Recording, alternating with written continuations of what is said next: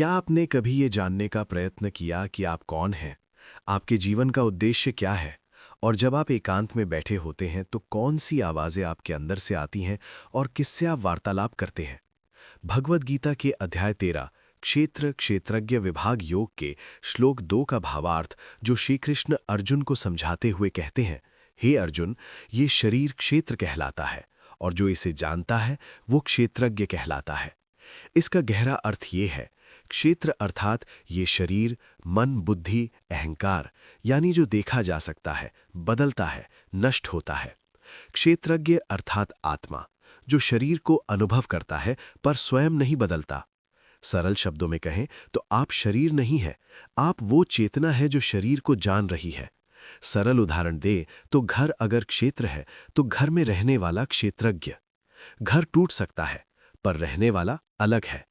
श्री कृष्ण कहते हैं कि हे केशव, सभी शरीरों में जो क्षेत्रज्ञ है वो मैं ही हूं। क्षेत्र और क्षेत्रज्ञ के ज्ञान को ही मैं सच्चा ज्ञान मानता हूं। यहाँ श्री कृष्ण का ज्ञान क्यों अत्यंत गहरा है? यहाँ श्री कृष्ण 3 स्तरों का सत्य खोलते हैं। व्यक्तिगत आत्मा, इंडिविजुअल सोल, हर शरीर में एक जीवात्मा है जो उस शरीर का क्षेत्रज्ञ है। परमात्मा, सुप्रीम सोल, श्री कृष्ण कहते हैं सभी शरीरों में जो सार्वभौमिक क्षेत्रज्ञ है वो मैं हूं। इसलिए आपके अंदर की आवाज भी आपके भीतर आपकी आत्मा की ही आवाज हो। अगर आप कोई कुछ गलत बोल देते हो तो जब मन शांत होता है, अहंकार और क्रोध शांत होता है, तो आपकी आत्मा आपसे वार्तालाप करते हुए आपको आपका सही पद दिखाती है।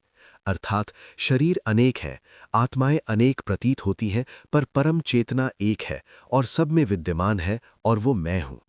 सच्चा ज्ञान क्या है? श्री कृष्ण स्पष्ट करते हैं, केवल शास्त्र पढ़ना ज्ञान नहीं है। ये भी जानना कि शरीर अलग है और आत्मा अलग है और परमात्मा सब में समान रूप से उपस्थित है, यही वास्तविक ज्ञान है।